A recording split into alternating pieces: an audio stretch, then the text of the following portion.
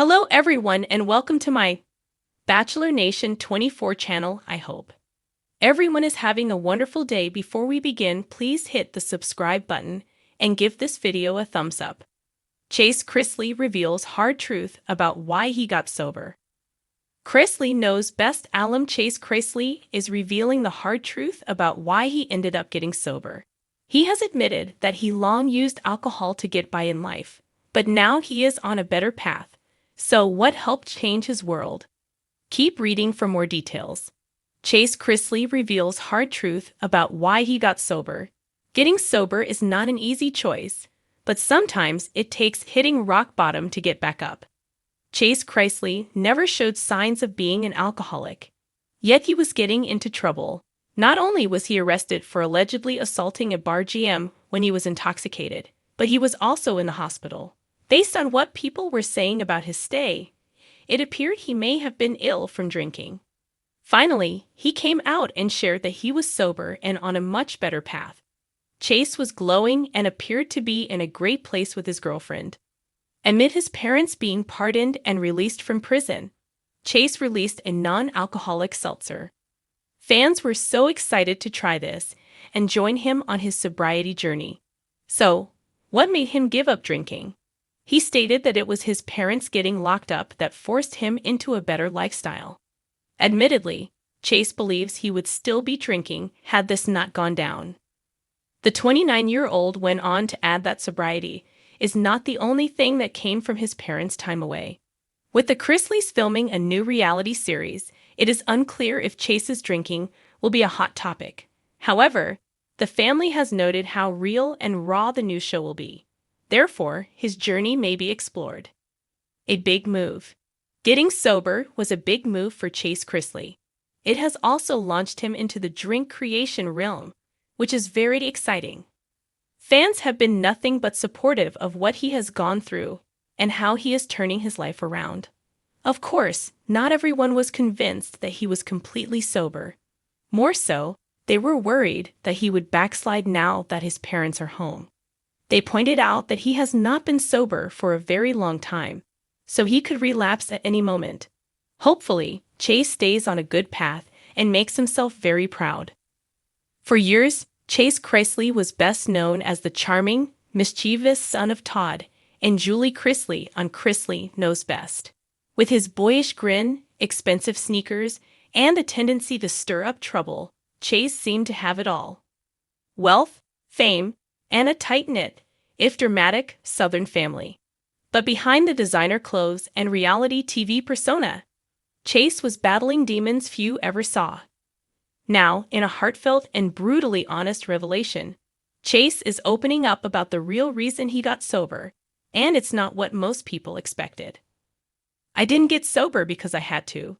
Chase begins in a recent sit-down interview. I got sober because I finally realized I was losing myself. The 28-year-old admits that for a long time, he didn't see his drinking and partying as a problem. It was just part of the lifestyle. Red carpets, bottle service, after parties, it all came with the territory of being a reality star. But over time, what started as harmless fun turned into something more insidious. I thought I was in control, he says, shaking his head. But really, I was just numbing everything. Chase opens up about how the pressures of fame, family expectations, and unresolved pain led him down a dark path.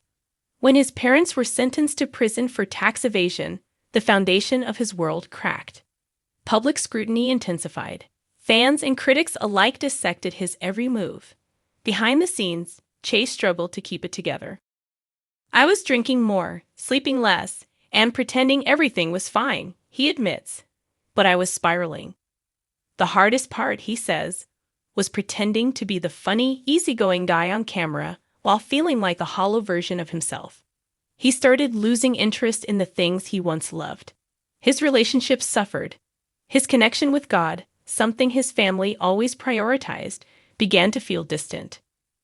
I had nights where I'd look in the mirror and not recognize the guy staring back, he recalls. I kept asking, what happened to me? But the wake-up call didn't come in the form of a DUI, a tabloid scandal, or an intervention. It came quietly, almost unremarkably, during a solo morning at home after a particularly rough night out. I remember sitting on my kitchen floor with this overwhelming emptiness, he says. There wasn't a big explosion, just silence.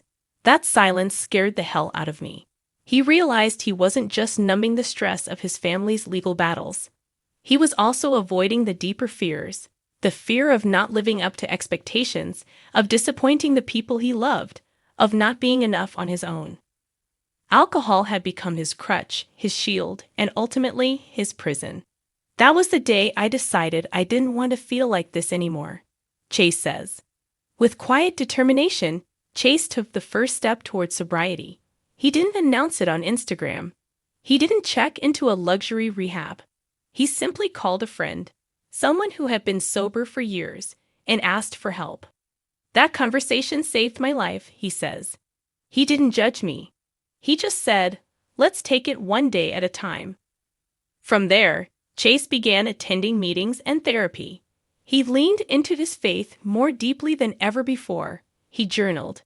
He started rebuilding trust with himself and with the people he cared about. And slowly, the fog began to lift.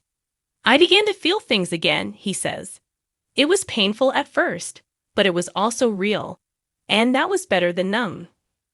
Chase credits much of his progress to his relationship with his sister, Savannah, who has been a rock through the family's most tumultuous moments. Savannah never gave up on me, he says. Even when I pushed her away, she stayed. He also speaks with raw vulnerability about how sobriety helped him reframe his relationship with his parents, who are currently serving their prison sentences. For a long time, I felt angry, confused, hurt, but getting sober helped me see them as human. I still love them, and I pray for them every single day. Now, more than a year into his sobriety, Chase says the transformation hasn't been about becoming perfect. It's been about becoming honest, with himself and with the world. I'm not trying to act like I've got it all figured out, he says. I still have bad days, but I'm present for them now. He's also using his platform to help others, launching a podcast focused on faith, recovery, and resilience. He hopes that by sharing his story, others who feel trapped by addiction or self-doubt might feel less alone. If I can help even one person feel seen, it's worth it, Chase says. Because I know what it feels like to be lost, and I know what it takes to find your way back. As for what's next, Chase is keeping his plans grounded in gratitude. I don't care about the fame anymore, he admits. I care about being the man God intended me to be. I care about showing up. There's still some pain in his voice when he talks about the past, but it's laced with peace too. Chase Chrisley may have started his journey in the public eye, but his greatest transformation happened when no one was watching. And in telling his truth, he's proving that real strength doesn't come from pretending to have it all together, but from having the courage to start again. I didn't get sober because I had to, he says one last time. I got sober because I wanted to live. And now, more than ever, Chase Chrisley is doing just that.